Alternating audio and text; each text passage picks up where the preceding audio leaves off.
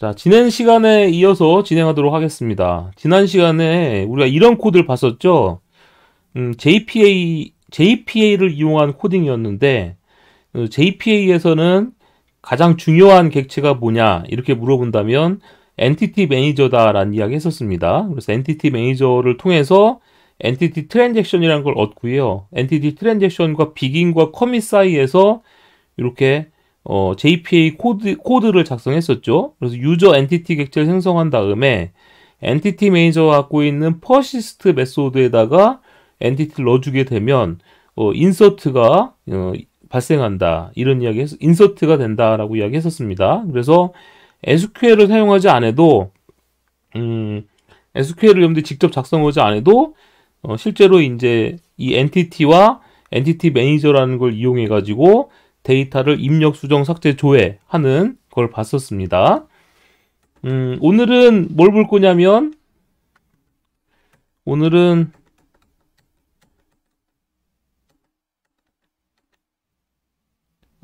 스프링 데이터 JPA라는 걸 살펴보도록 할 겁니다. 드디어 이제 스프링 데이터 JPA가 다뤄지게 되는데요. 이 스프링 데이터 JPA는 우리가 이제 검색을 해보면, 스프링 데이터 JPA라고 이제 검색을 해보면, 이렇게 스프링 데이터라고 불리는, 스프링에서 제공해주는 기술이 있고요. 이 스프링 데이터 안에 스프링 데이터 JPA라는 게 이렇게 포함되어 있다라는 이야기를 했었습니다. 그래서 이런 이제 샘플이라든가 이런 코드를 보면 뭐 샘플 코드도 볼 수가 있는데요. 제가 이번에는 여러분들한테 하나씩 좀 설명을 좀 드리려고 해요. 자, 일단은 이 스프링 데이터 JPA라는 것을 사용한다라는 건 뭐냐면 여기 보시면 JPA 베이스로 한 레파지토리를 구현해준다. 뭐 이런 이야기가 나오고 있거든요. 자, 어떻게 할 수가 있느냐면 직접 코드를 작성하면서 설명드리도록 하겠습니다. 우리가 패키지 뒤에다가 new에서 패키지를 하나 만들어 볼게요. 백문이 불여 일견이니까. 패키지 이름은 레파지토리라고 만들 거고요. 이 레파지토리 안에다가 자, 우리가 유저 엔티티를 만들었었잖아요. 이 유저 엔티티를 이용해서 입력, 수정, 삭제, 조회하는 레파지토리를 만들 겁니다. 어떻게 만들 거냐면 new에서 인터페이스를 하나 만들 텐데요. 유저 레파지토리라고 이렇게 인터페이스를 만들 거예요. 근데 이렇게 인터페이스를 만들었는데 이 인터페이스가 누굴 상속받도록 하냐면 익스텐드 해주고 JPA 레파지토리라는 것을 상속받도록 합니다. 자, 여기 보시면 패키지 명만 봐도 스프링 데이터 JPA 이렇게 시작하죠. ORG 스프링 프레임워크 데이터로 시작하는 것들은 다 이 스프링 데이터와 관련된 기술을 말을 하고요. 그 다음에 이 데이터 뒤에 JPA라고 돼 있죠. 요런 패키지로 시작하는 것들은 다 스프링 데이터 JPA와 관련된 겁니다. 그러니까 요 패키지는 스프링 데이터 JPA와 관련된 패키지인 거예요. 그래서 스프링 데이터 JPA가 제공해주는 JPA 레파지토리라는 게 있는데 가보면 인터페이스인 걸 알 수 있습니다. 요 인터페이스를 상속만 받기만 하면 돼요. 그런데 이 인터페이스 상속받을 때 얘는 제네릭을 사용하기 때문에 자, 어떤 제네릭 기호를 사용해 줘야 되냐면 지금 보시면 자, JPA 레파지토리 안을 가보면 제네릭으로 T와 ID라는 게 들어오거든요. 이 T는 엔티티를 말합니다. 그래서 유저를 써주면 되고요. 그 다음에 나오는 자, 유저 써주면 되고 두 번째 제네릭 기호는 뭘 쓰는 거냐면 유저에서 ID 타입 있죠. ID 타입의 객체 요걸 써주시는 거예요. 만약에 ID 타입의 필드가 스트링으로 돼 있으면 여기다 스트링을 적어주시는 거고요. 근데 우린 인티저니까 인티저 이렇게 적어주면 됩니다. 자, 이렇게 해주게 되면 끝이에요. 간단하죠. 스프링 데이터 JPA 레파지토리를 만든 겁니다. 완성한 거죠. 스프링 데이터 JPA 레파지토리를 완성했다. 이게 이제 뭐냐면 우리가 앞에서 JDBC를 이용해서 데이터베이스 프로그래밍 할 때 DAO라는 걸 만들었었거든요. 그 DAO와 거의 유사한 거다라고 보시면 됩니다. 그래서 유저 레파지토리라고 되어 있는 것은 요 엔티티를 관리해 주는 거예요. 이 엔티티 저장소처럼 관리해줘서 엔티티를 입력, 수정, 삭제, 조회하는 거다라는 거죠. 근데 여기 인터페이스밖에 없어요. 자, 이렇게 인터페이스를 만들었다는 것은 이걸 구현하는 객체를 만들어주는 거잖아요. 그리고 유저 레파지토리가 JPA 레파지토리 상속받았으니까 JPA 레파지토리를 가보면 이런 메소드가 있어요. find all, 그 다음에 find all by id, save all, flush, 뭐 또 내려보다 보면은 뭐 delete all in batch, 뭐 get one 이런 메소드들이 있는데 이런 다양한 메소드를 갖고 있는 인터페이스고 얘를 상속받고 있단 말이에요.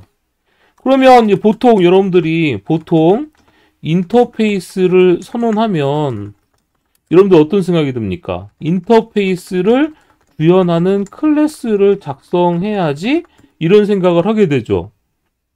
그런데 스프링 데이터 JPA는 마법을 부립니다.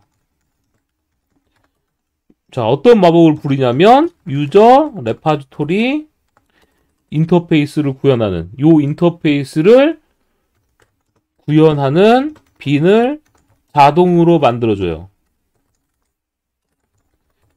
나중에 여러분들께서 이제 바이트 조작과 관련된 그런 라이브러리를 혹시 살펴보실 일이 있을 수 있는데요.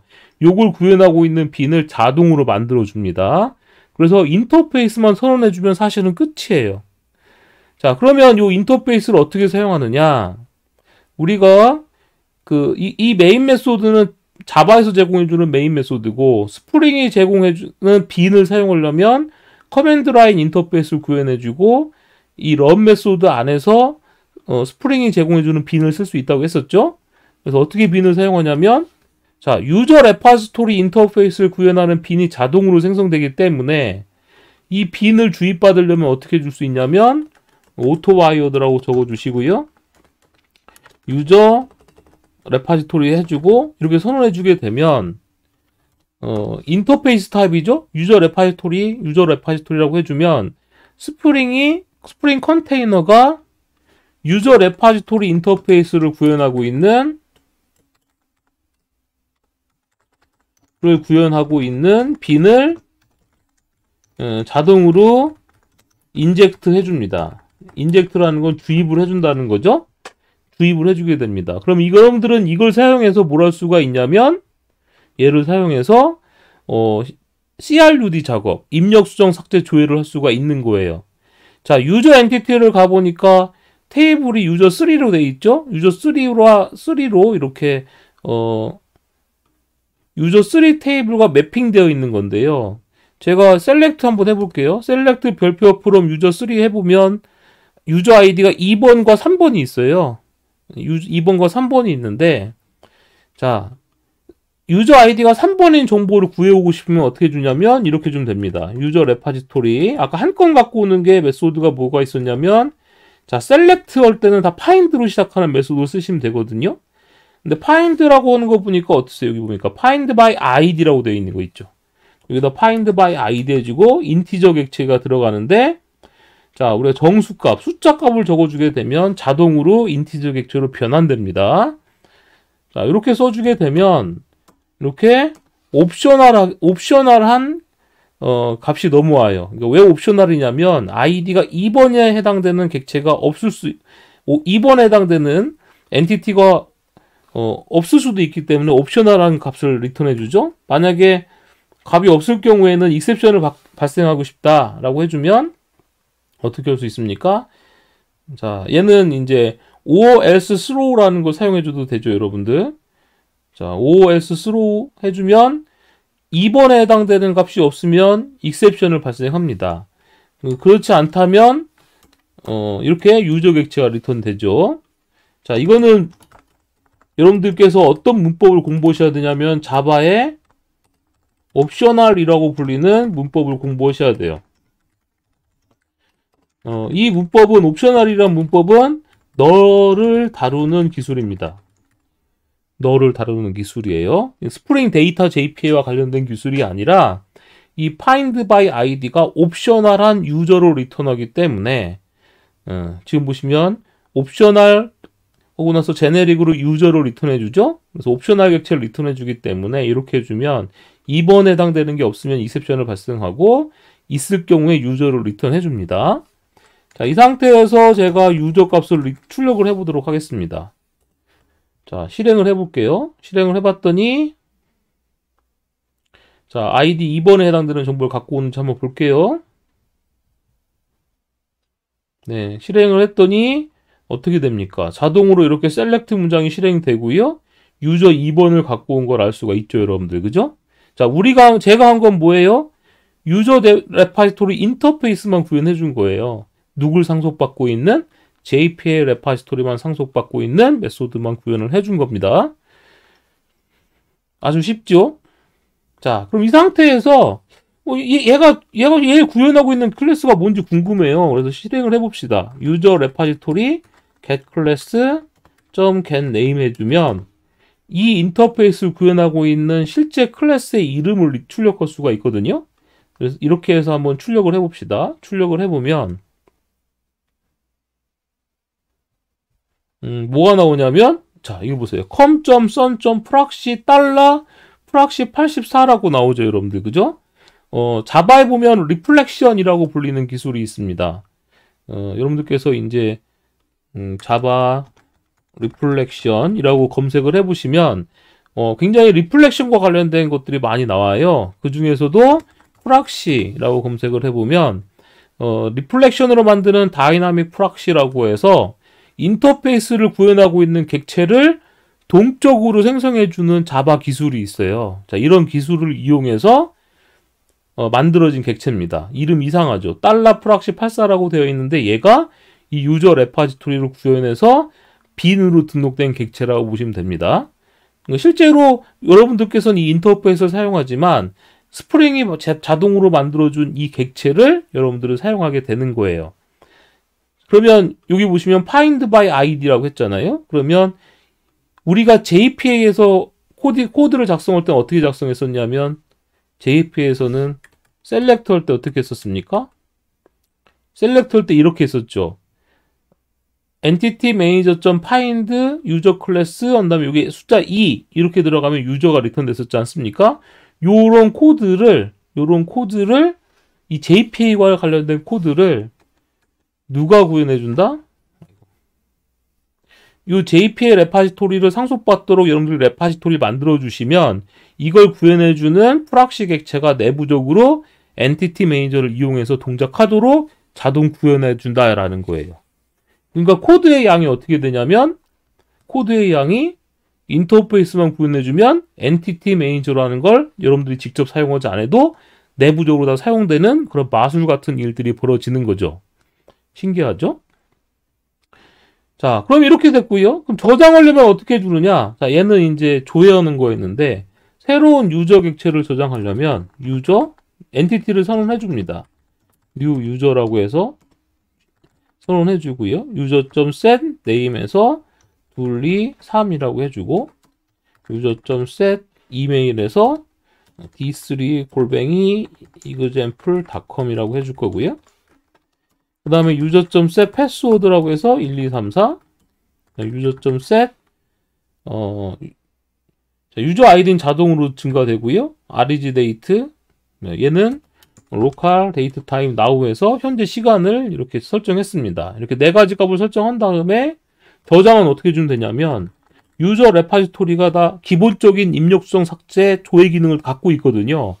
보시면 save라는 메소드가 있습니다. 이 save 메소드에다가 유저라고 넣어주기만 하면 저장이 됩니다.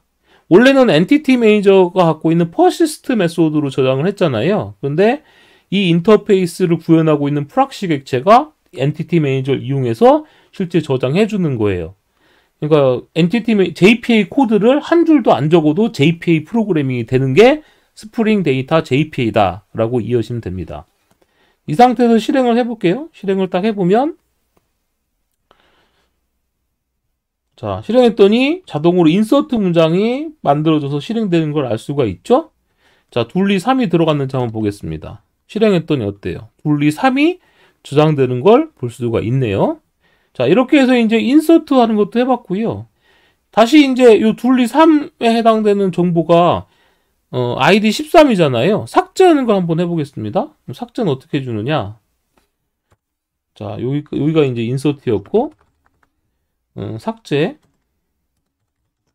자, 삭제를 하려고 하면 몇 가지 방법이 있어요. 자, 유저 레파지토리 점 누르면, 자, 딜리트 해보니까 뭐가 있냐면, delete by id라고 해서요, 프라이머리 키 값을 넣어줘서 삭제하는 방법이 하나 있고, 즉, 이렇게 해준 다음에, 3, 아까 몇 번이었죠? 13번이었죠? 그럼 13번.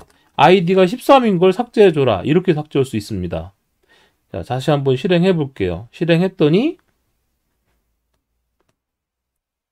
딜리트 문장이 실행이 됐죠? 그리고 실제로 삭제됐는지 한번 볼까요? 자, 봤더니 어떻게 됐습니까? 네, 실제로 삭제가 된 걸 볼 수가 있습니다. 이렇게 삭제할 수도 있고요. 그 다음에 다시 한번 저장해 볼게요. 자, 요걸 다시 주성문을 해제하고 실행을 하면 다시 저장이 되겠죠? 자, 저장이 된 다음에 조회를 해보면 이번엔 14번으로 이렇게 증가해서 사용자 정보가 추가된 걸 볼 수 있습니다. 그러면 이렇게 추가가 됐으면 두 번째 삭제 방법을 우리가 알아볼 텐데, 유저 레파지토리 점에서 find by id에서 14번인 걸 달라고 합니다. 이때 값이 없으면 아까 뭐라 했어요? 익셉션을 강제로 발생하도록 하려면 or else throw라는 걸 한다고 했었죠? 이렇게 or else throw라고 해줘서 14번에 해당되는 정보를 갖고 오고요. 그 다음에 갖고 온 정보를 삭제하기 위해서는 유저 레파지토리 점 delete 해주는데, 이때 이렇게 얻어온 엔티티 값을 넣어줘도 삭제가 일어나게 됩니다. 실행해 보겠습니다. 직접 아이디로 삭제하는 방법이 있고, 조회한 엔티티를 delete 메소드에다 넣어서 삭제하는 방법이 있다 이거죠. 보니까 조회를 한 다음에 삭제가 일어난 걸 볼 수가 있죠. 자, 굳이 이렇게 조회해서 딜리트할 일이 뭐가 있을까라는 생각이 들 수도 있는데요. 가끔 여러분들이 비즈니스 로직을 구현하다 보면은 조회한 다음에 이 객체를 가지고 뭔가 막 이용하고 나서 나중에 삭제하고 싶을 때도 있거든요. 그래서 이런 방법도 있을 수 있다. 네, 실제로 이제 조회해봤더니 14번이 없어진 걸 볼 수가 있습니다. 자, 이렇게 됐고요. 그 다음에 이번 수정을 한번 알아볼 텐데, 자, 이건 좀 중요하니까 잘 들으셔야 돼요, 여러분들. 제가 이제 다시 인서트를 한번 해보겠습니다. 둘리 3에 해당되는 정보를 인서트하고, 유저 3를 보니까 어떻게 되면 15번이 들어갔습니다. 암호는 1, 2, 3, 4죠, 여러분들. 그죠? 제가 조회를 해볼게요. 이번엔 제가 수정을 하는 걸 해볼 텐데, 유저 레파지토리 점 하고 나서 find by id 해주고 나서 15번을 달라고 할 거예요. 당연히 없으면 이제 익셉션을 발생하도록 해서 유저를 받아오겠습니다. 자, 이렇게 받아온 유저, 인서트하는 코드는 주성문 처리하고요. 자, 이렇게 받아온 유저 값을 일단 출력을 해볼게요. 자, 출력을 하도록 하겠습니다.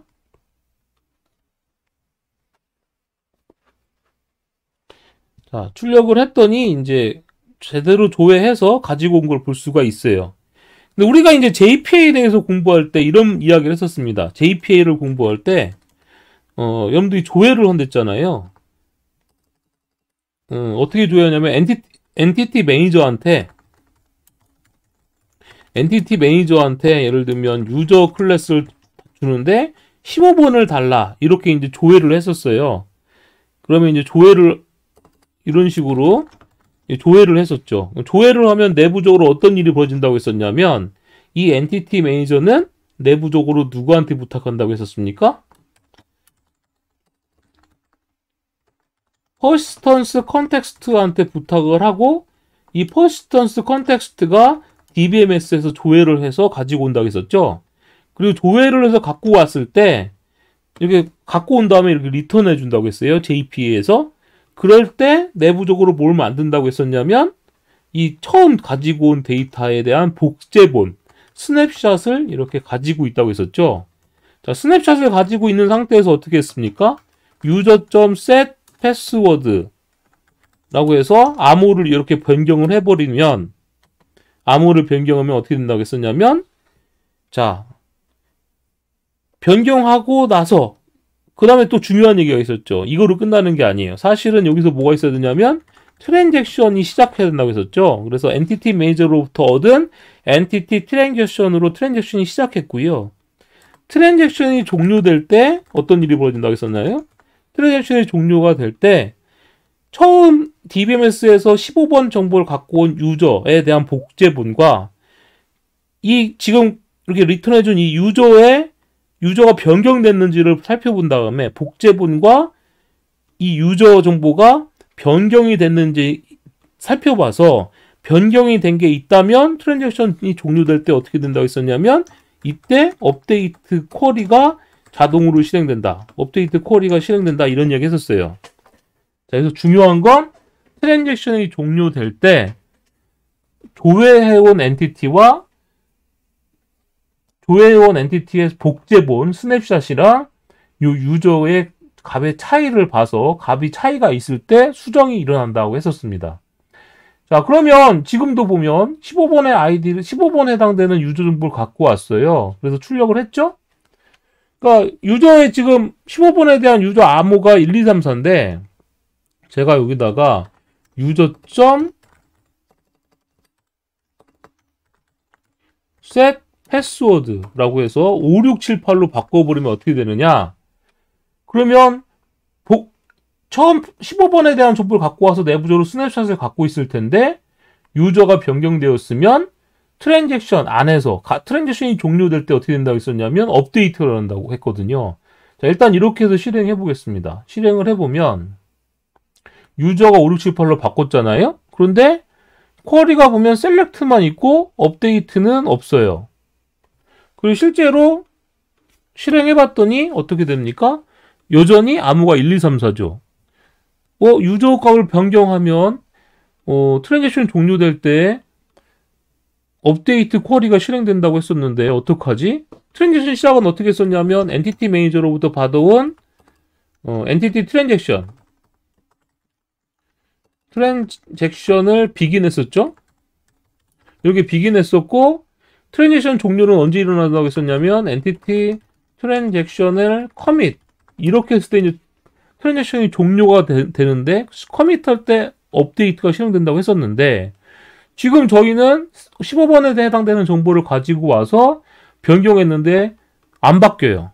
그 말은 무슨 얘기냐면 트랜잭션과 관련된 코드가 지금 없어서 그래요. 그런데 JPA를 사용할 때는 엔티티 매니저를 이용해서 JPA 코드를 작성했었는데 지금은 JPA 스프링 데이터 JPA를 이용해주면 레파지토리만 만들어주면 됐죠. 그럼 얘가 내부적으로 엔티티 매니저가 사용된다고 했었단 말이에요. 그러면 이 트랜잭션은 그럼 어떻게 하냐? 이게 있어야지만 수정이 사실은 되는 거예요. 자, 이건 어떻게 하느냐? 자, 요 메소드가 시작해서 끝날 때까지가 하나의 트랜잭션이다 라고 하는 애노테이션이 있습니다. 자, 그게 뭐냐면 골뱅이 트랜잭셔널이라고 해서 자, 패키지가 뭐예요? 요 패키지죠? 메소드에다가 요걸 꼭 붙여줘야 돼요. 메소드에다가 이걸 붙여주면 메소드가 시작할 때 트랜잭션이 실행되고요. 메소드가 종료될 때 트랜잭션이 끝납니다. 트랜잭션이 커밋돼요. 근데 중간에 런타임 리셉션이 발생하면 트랜잭션이 롤백 됩니다. 즉 여기서 이 애노테이션을 붙여주게 되면 여기서부터 메소드가 시작하면서 트랜잭션이 쭉 실행되거든요. 트랜잭션이 실행되는데 중간에 런타임 리셉션이 발생하면 전체가 다 롤백 돼버린다 이 말이에요. 즉 JPA를 여러분들이 직접 사용할 때는 엔티티 트랜잭션 비긴 커밋 이런 걸 직접 적어줬어야 됐는데 스프링 데이터 JPA에서는 요거만 하나 딱 붙여주면 된다 이 말입니다. 그러면 아까랑 코드가 변한 게 없는데요. 자, 실행해 보겠습니다. 실행을 해보면 어떤 일이 벌어지느냐? 자, 여기 보시면 셀렉트 했죠? 그리고 여기 보면 업데이트가 발생한 걸 볼 수가 있습니다. 이 메소드가 종료될 때 커밋이 일어나는데 그때 처음 셀렉트 해와서 복사한 복제본과 이 유저가 변했는지 보는 거예요. 그래서 변했으면 업데이트가 실행됩니다. 그래서 실제 이제 유저 3를 조회해 보면 5678로 바뀐 걸 볼 수가 있죠, 여러분들. 그죠? 그래서 여러분들께서 업데이트가 일어나게 하거나 이게 이제 업데이트를 하려면 반드시 메소드에다가 트랜잭셔널 애노테이션을 붙여 주셔야 돼요. 그래야지만 얘가 스냅샷과 비교해서 수정하는 작업을 수행하게 해줍니다. 이해하셨나요? 네. 이게 이제 이렇게 해서 우리가 JPA 레파지토리 이용해서 세이브도 하고요. 그 다음에 수정도 하게 된 겁니다. 그때 이제 수정을 할 때는 트랜잭셔널이 붙여줘야만 된다라는 걸 꼭 기억해 주시기 바랍니다. 이거에 대해서 또 하나 말하지 않은 게 있었는데, 자, 이 부분 우리 아까 인서트하는 부분 다시 한번 볼게요. 인서트 할 때 보면은 유저라고 돼 있고요. 둘리 3 뭐 이렇게 값을 쭉 넣어줬죠?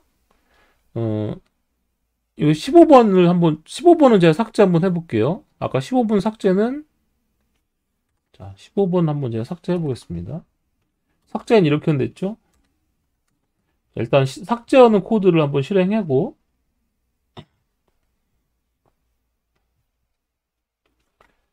자, 조회해봤더니 이제 15분이 삭제가 됐어요.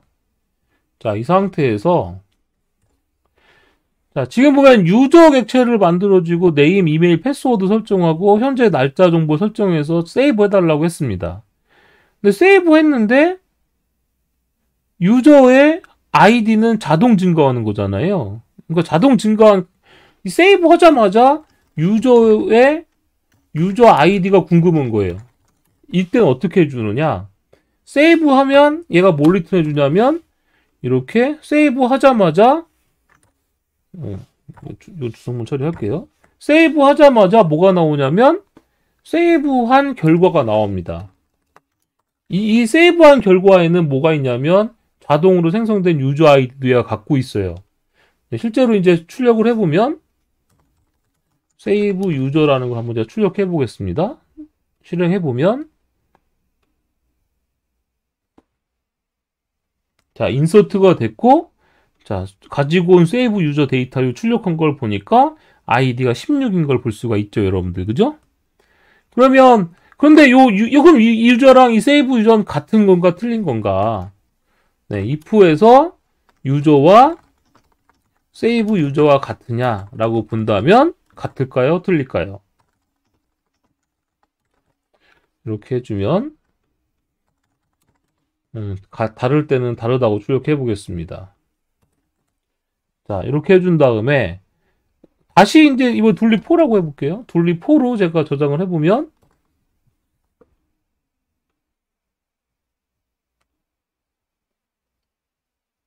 자, 뭐라고 나와요? 유저와 세이브 유저는 같다고 나오죠? 네, 세이브라고 해주면 여기서 리턴해주는 객체가 있는데 얘랑은 서로 같은 엔티티를 가리키고 있는 거예요. 그래서 세이브 유저 출력해주고요. 여기서 유저를 출력해줘도 원래 같은 객체를 가리키고 있기 때문에 결과는 같게 나옵니다.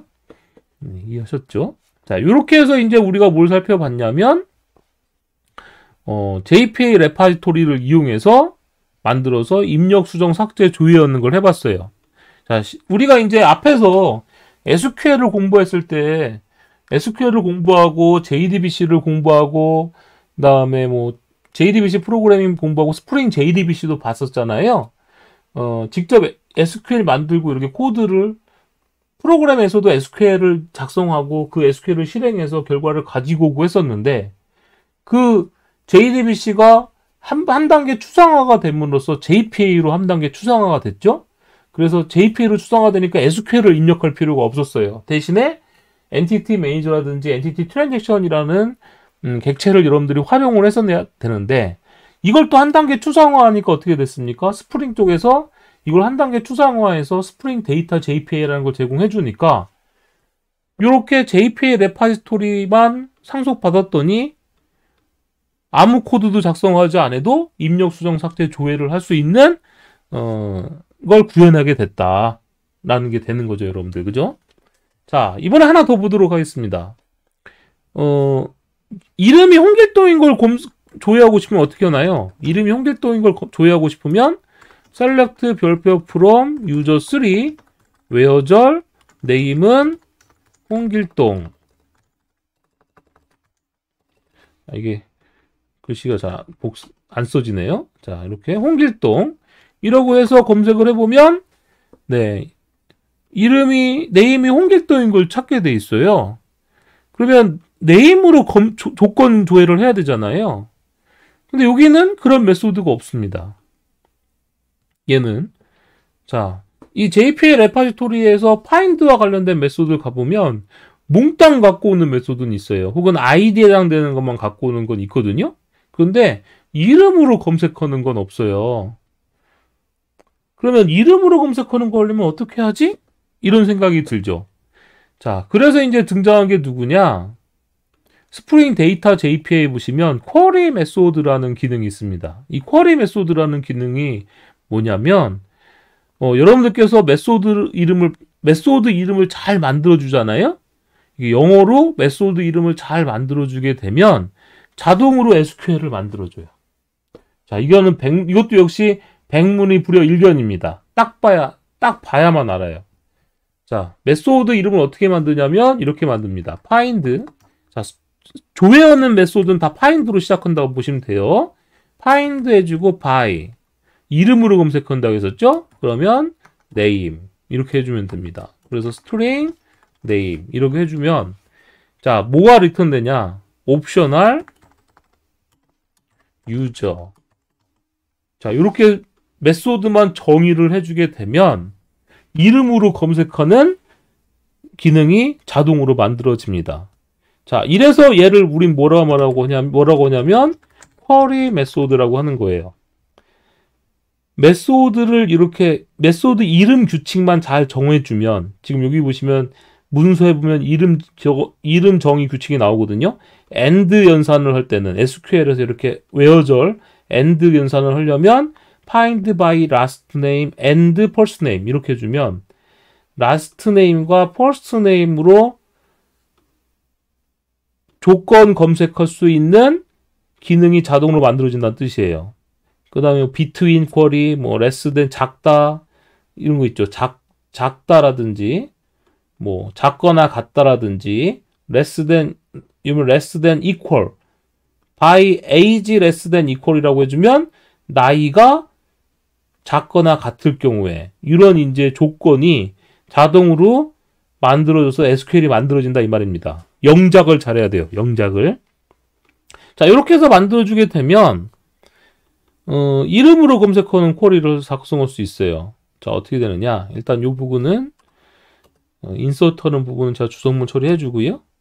자, 이렇게 메소드만 여러분들이 잘 정의해주면 이 메소드를 구현하고 있는 객체가 자동으로 만들어지고요. 그 안에서 JPA 코드가 동작하는 겁니다.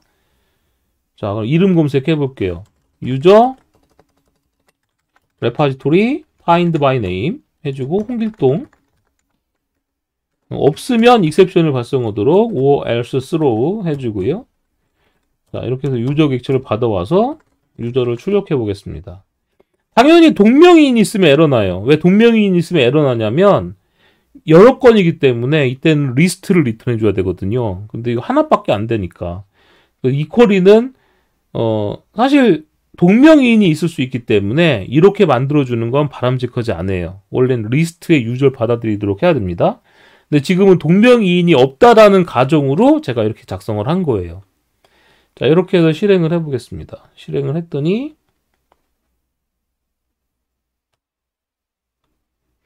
자, 어떻게 나왔습니까? 외어절 보니까 지금 보니까 유저3 테이블의 엘리아스를 유저0 언더바로 해놨죠? 요 엘리아스의 네임이 물음표인 걸 찾아라 라고 해서 홍길동 정보를 딱 하나 갖고 온 걸 볼 수 있습니다. 즉 여러분들께서 SQL을 작성하지 않아도 이렇게 메소드 이름만 여러분들께서 잘 만들어 주시면 어떻게 된다는 거예요? 메소드 이름만 잘 만들어 주시면 그 메소드에 맞게끔 쿼리가 자동으로 만들어진다. 이거를 쿼리 메소드라고 하고요. 얘도 스프링 데이터 JPA가 제공해주는 기능입니다. 즉 스프링 데이터 JPA는 요 인터페이스를 구현하고 있는 프락시 객체를 자동으로 만들어지는데 그 프락시 안에서 JPA 코드를 만들어낸다고 했었죠. 그 JPA 코드가 이름으로 검색하는 것을 사용하는 코드를 자동으로 만들어주는 거예요. 그러니까 개발자 입장으로 봤을 때는 어때요? 코드를 특히 외국 사람들은 영어를 잘할 테니까 그죠?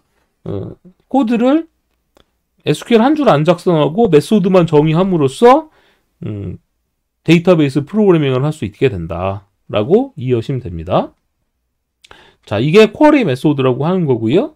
여러분들께서 쿼리 메소드를 잘 사용하시려면 지금 여기 쿼리 크리에이션이라고 되어 있는 이 부분 있죠. 이 쿼리 크리에이션이라고 되어 있고 샘플이라고 되어 있지 않습니까? 이 샘플이라고 되어 있는 이 부분에 대해서 여러분들이 하나씩 다 연습을 해보셔야 돼요. 연습을 하셔야 됩니다. 뭐 인터넷에서 이제 스프링 데이터 JPA 쿼리 메소드라고 검색을 해보시면 국내 보면 이제 관련된 정리한 블로그 이런 것도 굉장히 많네요. 네, 공식 문서를 잘 한번 읽어보셔야 되고 이런 이제 것들도 한번 읽어보셔도 되겠죠. 자, 그리고 우리가 이제 저번에 게시판 만들었었잖아요. 그 게시판 만든 것들에 대해서도 여러분들이 어떻게 쿼리 메소드를 만들어야 될까 하고 연구를 해보시는 것도 좋을 것 같습니다. 자, 여하튼 이렇게 쿼리 메소드를 이용해서 어디 갔어요? 쿼리 메소드를 이용해서 이렇게 리스트 구하거나 아니면 한 건 정보를 구하거나 뭐 등등등을 할 수 있다라는 겁니다. 자, 그런 방법 말고도 지금 보시면 뭐 XML로 사용하는 방법도 있고 뭐 여러 가지 기능들이 또 있어요. 골뱅이 쿼리에서 JPQL이라는 걸 사용하는 방법도 있고 많습니다. 자, 다양한 방법이 있는데 스프링 데이터 JPA를 쓴다고 했다면 여러분들께서는 요 쿼리 메소드 쓸 일이 굉장히 많아요. 그래서 이 쿼리 메소드 쓰는 것을 가장 많이 연습하시는 게 좋습니다. 네, 오늘은 여기까지 살펴보도록 했고요. 다음 시간에는 JPQL을 어떻게 쓰는지, 그 다음에 쿼리 메소드를 좀 더 다양하게 사용하는 방법에 대해서 한 번 더 살펴보도록 하겠습니다. 네, 오늘 수고하셨습니다.